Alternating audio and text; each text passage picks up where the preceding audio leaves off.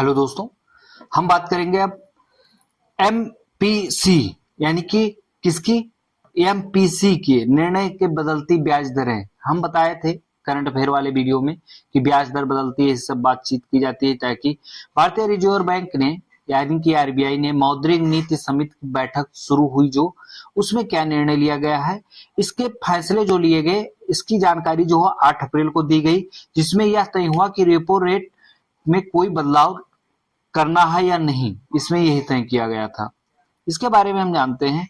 Repo rate वह ब्याज दर है जिस पर भारतीय रिजर्व बैंक यानी कि आरबीआई वाणिज्यिक बैंकों को सरकारी प्रतिभूतियों के बदले अल्पकालिक ऋण प्रदान करता है, यानी थोड़ी समय के लिए ऋण प्रदान करता है। रेपो रेट ज्यादा या कम, इसको भी समझेंगे। पहले तो समझेंगे रेपो रेट कम।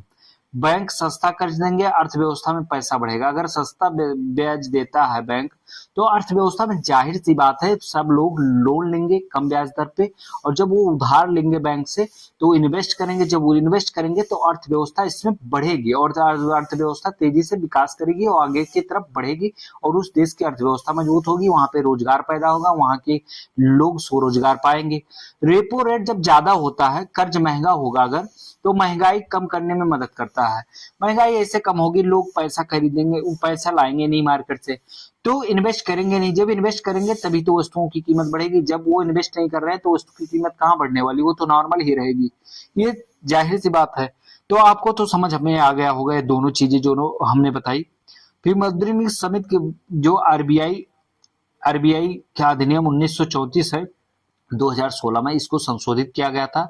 धारा 45 जेड वी के तहत केंद्र सरकार द्वारा मौद्रिक नीति समिति का समय समय पर गठन किया जाता है। ठीक है, इसका उद्देश्य है मुद्रास्फीति लक्ष्य को प्राप्त करने के लिए आवश्यक नीति दर निर्धारित करना। ठीक है, ब्याज दर निर्धारित करना इनका मुख्य कार्य। इनके सदस्य कितने हैं? उनमें इनकी समिति की जो संरचना होती है उनमें 6 सदस्यों के द्वारा होती है। तो 6 सदस्य कौन कौन से होते हैं? आरबीआई का गवर्नर पदेन अध्यक्ष होता है भाई।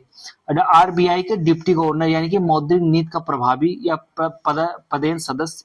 ठीक है, आरबीआई के केंद्रीय बोर्ड द्वारा नामित एक अधिकारी या पदेन सदस्य। केंद्र सरकार द्वारा नियुक्त 3 सदस्य जिनका कार्यकाल 4 वर्ष की अवधि या अगले आदेश तक जो भी हो, जैसे 4 वर्ष के लिए इनकी नियुक्ति की जाती है। लेकिन अगर केंद्र सरकार इनका कार्यकाल या अवधि बढ़ा देती है तो ये और ज्यादा समय तक अपने पदों पर बने रह सकते हैं, उस समिति के सदस्य मेंबर रह सकते हैं। ये हुई इस प्रकार।